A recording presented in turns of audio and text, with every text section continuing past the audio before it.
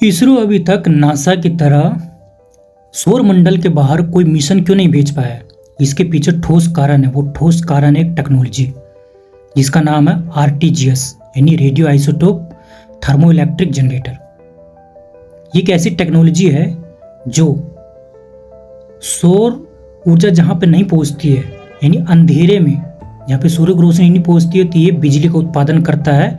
उसमें एक ईंधन का प्रयोग किया जाता है जिसका नाम है प्लूटोनियम 238।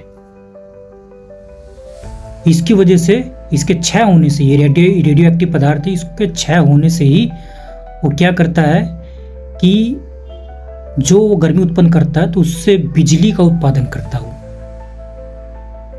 ये टेक्नोलॉजी नासा ने कई मिशंस में इसका प्रयोग किया। अपोलो हो गया, वॉयेजर हो गया जो सौर मंडल के बाहर भेजा गया था 1977 में, कैसिनी हो गया, गैलीलियो हो गया, प्रिजीवरेंस हो गया, मार्स प्रिजीवरेंस मिशन जो 2020 में भेजा गया था। अभी इसरो क्यों नहीं भेज पाया है?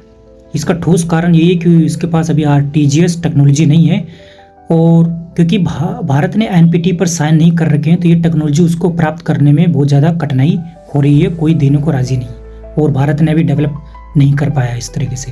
लेकिन इन फ्यूचर भेजे जाने की संभावना है, जैसे कि गगनयान मिशन में भेजे जाने की संभावना है। डीप स्पेस मिशन जब भी होगा तो उसमें भेजे जाने की संभावना है जुपिटर सैटर्न के लिए। इंटरस्टेलर मिशन जो है उस 2040 के बाद जो भेजा जाएगा सौर मंडल से बाहर जाने वाला यान होगा ये, तो उसमें भी आरटीजीएस तो प्रयोग करना आवश्यक हो जाएगा क्योंकि सौर मंडल के बाहर सूर्य की रोशनी नहीं पहुंच पाती है, अंधेरा होता है। तो इसी टेक्नोलॉजी के माध्यम से बिजली का उत्पादन किया जाएगा और तभी वो मिशन आगे बढ़ पाएगा। इसी बेस पे यूपीएससी ने 2024 में क्वेश्चन पूछा तो कई सारे स्टूडेंट कंफ्यूज हो गए।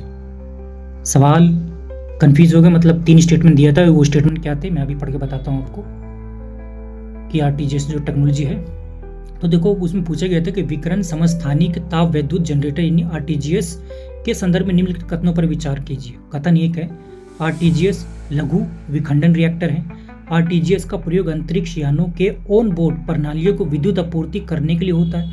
आरटीजीएस में प्लूटोनियम 238 का उपयोग किया जा सकता है जो शस्त्र विकास का एक उप उत्पाद है। तो निम्न उपरोक्त कथनों में से कौन सा सही है बताना था। 1 2 2 3 1 3 या तीनों सही है ये बताना था आपको। इसमें से दूसरा और तीसरा करेक्ट माना है यूपीएससी ने, हालांकि तीसरे में कंफ्यूजन थी क्योंकि इसका विखंडन इसका नहीं होता है, ये बिजली उत्पादन के लिए प्रयोग किया जाता है। तो आई होप आपको ये समझ में आया होगा।